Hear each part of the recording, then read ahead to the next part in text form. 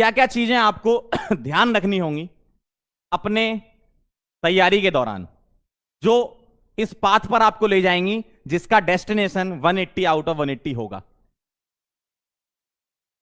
जो आपको इस डेस्टिनेशन पर ले जाएंगी।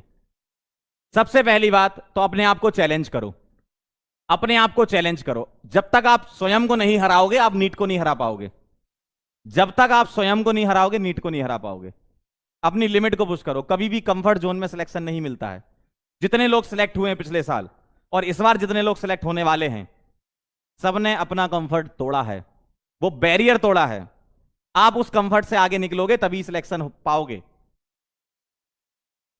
आपको अपने आप को चैलेंज करना होगा। जैसे अगर आप आज 20 सवाल बना पा रहे हो तो कल आपसे 20 से ज्यादा सवाल बनने चाहिए, 22, 25, 28 ऐसे सवाल बनने चाहिए। और अगर कल 28 बन रहे हैं तो अगले दिन 30 बनने चाहिए। अपनी लिमिट को एक्सपांड करना है तुम्हें। क्योंकि अभी क्या है ना, अभी तुम जो सोच के बैठे हो कि नहीं जितना आएगा हम उतना पढ़ लेंगे, सवाल कहां से लगाओगे? तो जो डीपीपी आपको मिलेगी, जो प्रैक्टिस सीट्स आपको मिल रही होंगी, जो एडिशनल प्रैक्टिस क्लासेस में चल रही होगी, वो सारे के सारे सवाल आपको बनाने हैं। लेकिन वो आपको करना ही होगा, तभी आपका काम बन पाएगा। ठीक है, तो अपने आप को चैलेंज करें, हर दिन अपने आप को चैलेंज करें। और कल जो आपने किया और आज जो आप करने जा रहे हो वो कल से बेहतर होना चाहिए। कल जो आपने किया उससे बेहतर आपका आज होना चाहिए और उससे बेहतर अगले वाला दिन होना चाहिए। इसी को तो सुधार बोलते हैं। ठीक है, और आसान नहीं है, ये करना पड़ेगा। बैठना पड़ता है भाई, चेयर पे बैठ के टेबल पे लिखना पड़ता है, घिसना पड़ता है। पेन के पेन खत्म हो जाने चाहिए तुम्हारे। समझ रहे हो? तो ये बहुत इंपॉर्टेंट चीज है, ध्यान रखना। दूसरी बात, स्टिक टू सिलेबस। इसका मतलब क्या है? सिलेबस से इधर उधर नहीं भागना है। सिलेबस से इधर उधर नहीं भागना है। जो सिलेबस में है वही पढ़ना है, और वही चीज हम लोग एश्योर करते हैं कि वही चीज आपको पढ़ाई जाती है, उसी पर ही हम वैरायटी ऑफ क्वेश्चन करा देते हैं, ना कि कोई एडिशनल कुछ उल्टा सीधा पढ़ा रहे हैं। तो सिलेबस से स्टिक रहना है। आपका सिलेबस आपको पता है, और जब आप पढ़ने आओगे तो हम लोग भी बता देंगे कि भाई साहब ये सिलेबस है आपका, इतनी चीजें इसमें पढ़नी है।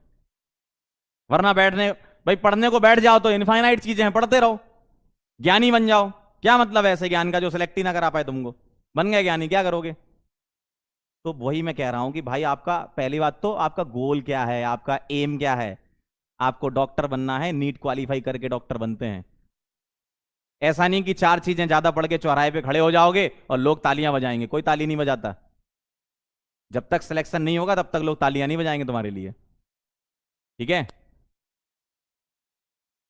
अगला पॉइंट देखें, आइडेंटिफाई वीक पॉइंट्स। ये आपको खुद पता है कि मैं किस टाइप के सवालों में फंस रहा हूं, और वो आपको टेस्ट की एनालिसिस से भी मिल जाएंगे। जो हम लोगों की टेस्ट तुम दे रहे होगे ना, उसकी एनालिसिस जब तुम कर रहे होगे तो उस एनालिसिस से भी मिल जाएंगे कि तुमसे इस टाइप के सवाल नहीं बन रहे हैं, यानी कि तुम इस टाइप के सवाल की प्रैक्टिस करो, घिसो, सीखो, रिवाइज करो, बार बार बार बार रिवाइज करो। दिमाग में बिठाना इतना आसान काम नहीं है। बार बार बार बार बार बार चीजें रिकॉल होनी चाहिए। एक ही चीज 4 बार 5 बार आपकी नजरों के सामने निकलनी चाहिए, तब जाके वो धीमे धीमे दिमाग में बैठेगी। और एग्जाम में दिमाग ले जाते हो, नोट्स नहीं ले जाते हो, है ना? तो अपने वीक पॉइंट पता करो कि कहां पर तुम फंसते हो, किस टाइप के सवाल में फंस रहे हो, कैसे चैप्टर में तुम फंस रहे हो। कई बच्चे ऐसे होते हैं जिनको न्यूमेरिकल में बहुत मजा आता है, लेकिन थ्योरेटिकल क्वेश्चन में हवा टाइट हो जाती है कि सर ये क्या हो गया, सर ये क्या पूछ रहे हैं, समझ नहीं आ रहा। तो प्रैक्टिस करो ना उसकी। भाई बैठ के रोने से कोई सॉल्यूशन थोड़ी निकलता है। किसी प्रॉब्लम का सॉल्यूशन कैसे निकलता है? जब आप उस प्रॉब्लम से लड़ते हो। बैठ के सॉल्यूशन नहीं मिलता। ठीक है, तो आपको अपने वीक पॉइंट आइडेंटिफाई करना और उस पर काम करना है। टाइम मैनेजमेंट एक बहुत बड़ा अपने आप में एक सवाल है। ये अपने आप में एक सवाल है, टाइम मैनेजमेंट। इसका सीधा सॉल्यूशन ये है, टाइम वेस्ट करना बंद कर दो, अपने आप समय ही समय निकलेगा। 3 बार रिपीट करूंगा, टाइम वेस्ट करना बंद कर दो, अपने आप टाइम ही टाइम निकलेगा। टाइम वेस्ट करना बंद कर दो, अपने आप टाइम ही टाइम निकलेगा। एक बार और सुन लो, आखिरी बार। टाइम वेस्ट करना बंद कर दोगे तो अपने आप समय निकलेगा। जो बोलते हो ना कि सर टाइम नहीं निकल रहा, कितना वेस्ट करते हो, पहले खुद अपने ग्रेवान में झांक के देखो तुम। टाइम वेस्ट करना बंद कर दोगे, अपने आप समय निकलता है। ऐसा हो ही नहीं सकता कि टाइम ना निकले। ठीक है। प्रैक्टिस, ये कहां से कर रहे होगे प्रैक्टिस? भाई आपके पास कोई स्टडी मटेरियल होगा, आपके पास डीपीपी होगी, आप टेस्ट दे रहे होगे, तो इतने सारे क्वेश्चंस आपके सामने एक चैप्टर के आ रहे होंगे कि वो मोर देन सफिशिएंट होते हैं एग्जाम में आने वाले सवाल को बनाने के लिए। एग्जाम में आने वाले सवाल को बनाने के लिए भाई हम एक चैप्टर में बहुत सारे सवाल करते हैं, लेकिन आता तो उस चैप्टर से एक या दो सवाल है ना। तो इतने सारे सवालों में से एक दो सवाल तो आएगा ही आएगा, इतना तो ध्यान रख लो तुम। कितने करेंगे तो उसमें तो आएगा ही आएगा। ठीक है। तो प्रैक्टिस आपको करती रहनी है, कोई भी डीपीपी नहीं छोड़नी, कोई भी टेस्ट नहीं छोड़ना। जो मटेरियल तुम फॉलो कर रहे हो उसको पूरा लगाना है पहले दिन से। 6th पॉइंट की बात करें, लर्न विद पिक्चर्स। इसका मतलब क्या है?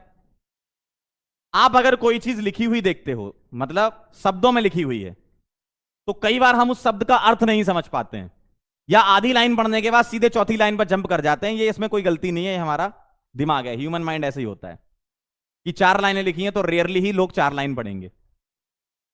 आधी लाइन पढ़ेंगे, फिर आधी लाइन का खुद ही मतलब बना लेंगे, अगली लाइन तो पता नहीं कहां से आ जाएगी, और फिर उसके अगली वाली लाइन में अपना कंक्लूजन दे देंगे, अच्छा इसमें तो ऐसा लिखा है। तो इसलिए ये जो लाइंस लिखी होती है ना, इनसे ज्यादा बेहतर चीज जो मैं मानता हूं, ये मेरा अपना मानना है, पिक्चर के थ्रू बहुत जल्दी आपको याद हो जाएगी। तो अगर कभी भी आपको लाइनें ज्यादा परेशान कर रही है थ्योरी में, उसकी एक नई कहानी बना लो, अपनी नई पिक्चर बना लो। बहुत सारे एग्जाम्पल होते हैं, रियल लाइफ एग्जाम्पल, जिससे खुद भी कनेक्ट कर सकते हो। इससे तुम्हारी थॉट प्रोसेस भी डेवलप होगी। तो ये काम तुम खुद भी कर सकते हो, बाकी टीचर्स तो कराते ही हैं, बताते हैं कि नहीं इसको इस तरीके से समझते हैं, इसको ऐसे समझते हैं। लेकिन लाइन से पिक्चर ड्रॉ करना, दिमाग में कोई कहानी बनाना, तो उस पिक्चर के थ्रू आप ध्यान रखोगे तो आपको बहुत जल्दी चीजें रिकॉल होती हैं। ह्यूमन माइंड है भाई, पिक्चर से जल्दी सीखता है। ऑडियो विजुअल से तो और ही ज्यादा सीखता है। अगर वीडियो से तुम सीख रहे हो तो बहुत ज्यादा अच्छा होता है उससे सीखना, लेकिन जब खुद सेल्फ स्टडी कर रहे होगे तो उस समय खुद के वीडियो थोड़ी बना रहे होगे, तो उस समय तुम क्या है, पिक्चर के फॉर्म में ध्यान रख सकते हो।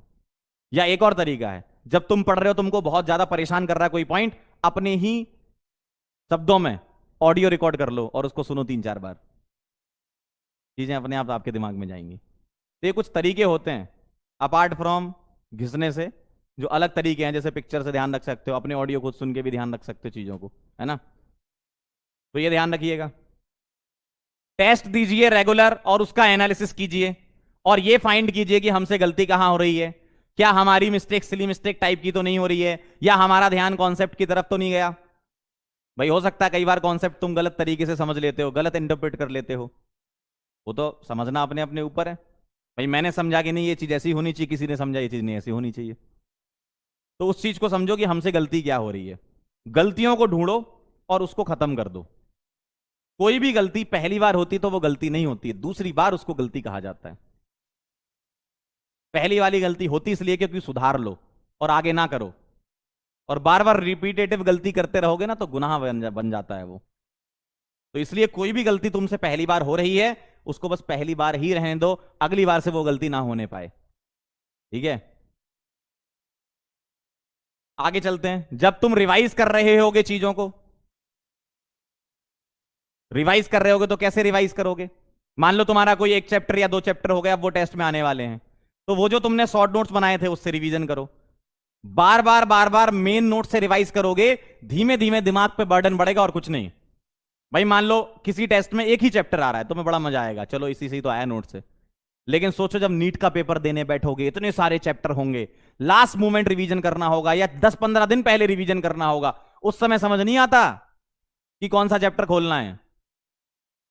3-3 4-4 तुम्हारी नोटबुक भर चुकी होंगी तब तक, कौन सी नोटबुक खोलनी है पता ही नहीं चलेगा, कईयों को तो नोटबुक मिलती भी नहीं है। तो इसलिए रिवीजन करो शॉर्ट नोट्स के थ्रू। और शॉर्ट नोट्स कब बनाओ? जब तुम्हारा लेक्चर चल रहा हो, उसके साथ साथ उसके शॉर्ट फॉर्म में नोट्स आपको ही बनाने हैं। खुद के नोट्स बहुत अच्छे होते हैं भाई, अगर तुम खुद के नोट्स बनाओगे हमेशा खुश रहोगे, तुम्हारे बच्चे भी खुश रहेंगे तुमसे। खुद के नोट्स होने चाहिए, लेकिन हम लोग तो अपनी तरफ से दे देंगे, लेकिन वो एक टेम्पलेट के फॉर्म में यूज करो कि अच्छा इस तरीके से लिखना, लेकिन लिखो खुद। खुद के नोट्स चाहे कितनी भी गंदी राइटिंग में लिखे हो, हमेशा सही होते हैं। कुछ भी आप लिख रहे हो लेकिन आपको खुद समझ में आ जाता है, अच्छा मैंने इस जगह ये लिखा है। और अगर खुद की राइटिंग नहीं समझ पा रहे हो तो भाई आए क्यों, फिर क्यों देख रहे हो फिर ये वीडियो, है ना? खुद की राइटिंग तो समझ में आना चाहिए। ये बड़ा इंपॉर्टेंट पॉइंट है और ये मैं अपने स्टूडेंट वाले जीवन में बड़ा फॉलो करता था। Teach others what you have learn. आपने कोई चीज याद कर ली या ध्यान रख ली या आपको समझ में आ गई, तो वो किसी और को भी सिखाओ। अगर आपके कोई दोस्त यार हैं जो आपके साथ नीट की तैयारी कर रहे हैं, तो बकवास में समय खराब ना करो। जैसे मैं और मेरा दोस्त था दुष्यंत, हम लोग यही करते थे कि मैं उससे बोलता था कल मिलोगे ना, तो सबसे पहले हाइड्रोजन की रिएक्शन पूछेंगे, हाइड्रोजन पेरोक्साइड कैसे बनाते हैं, तुम मुझसे जीओसी के सवाल पूछ लेना। तो इस तरीके से भी चीजें सीखी जाती हैं। तो दोस्ती में उल्टी सीधी बातें नहीं, मतलब ठीक है आपस की जो बातें होती वो तो होंगी, लेकिन सबसे पहले काम ये कि जब मिलेंगे तब सबसे पहला काम ये करेंगे कि तू मुझसे 2 रिएक्शन पूछना, मैं तुझसे 2 रिएक्शन पूछूंगा, या तू मुझसे ये फॉर्मूला पूछना इस वाले पार्ट के, मैं तुझसे ये फॉर्मूले पूछूंगा। तो ये बहुत इफेक्टिव होता है ना? और अगर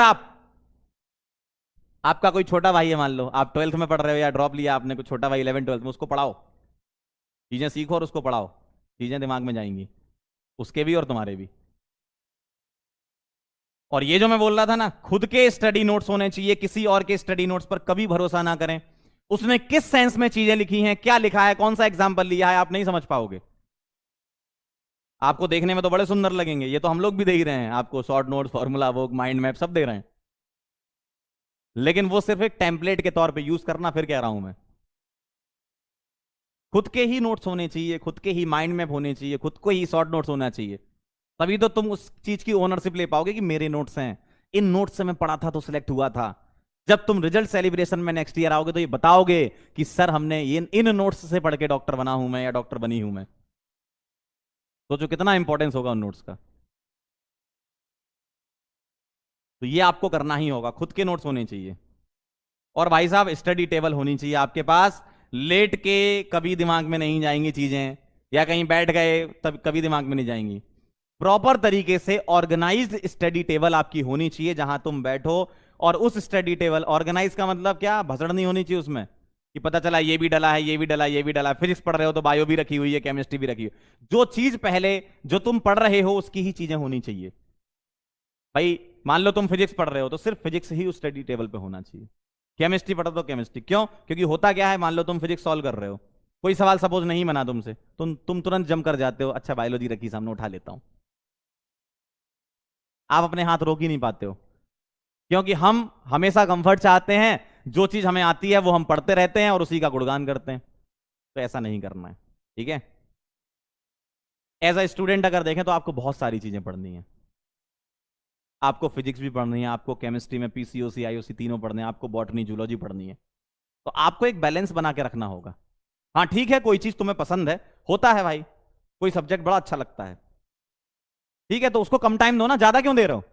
कोई सब्जेक्ट अगर अच्छा लग रहा है तो वो कम समय में तैयार हो जाएगा, तभी तो अच्छा लग रहा है ना, वरना अच्छा क्यों लग रहा है ना?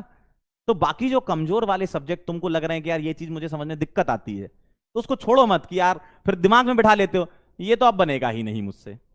फाइट तो मारो, तुमने फाइट मारी? कोई फाइट नहीं मारी तुमने, तुमने बस अपना कंफर्ट चुना, जो मुझे आ रहा था वो कर लिया, जो नहीं आ रहा था वो छोड़ दिया। ऐसे थोड़ी सिलेक्शन होगा, ऐसे थोड़ी 180 180। ये वीडियो देख रहे हो, किस लिए वीडियो देख रहे हो? ये कि सर हमारे 180 में 180 आ सकते हैं, क्या फॉलो करना होगा बताओ, तो वही बता रहे हैं, ठीक है? तो आपकी स्टडी टेबल ऑर्गेनाइज होनी चाहिए, तभी आपका काम बनेगा, तभी आप अच्छे से पढ़ पाओगे। और 2000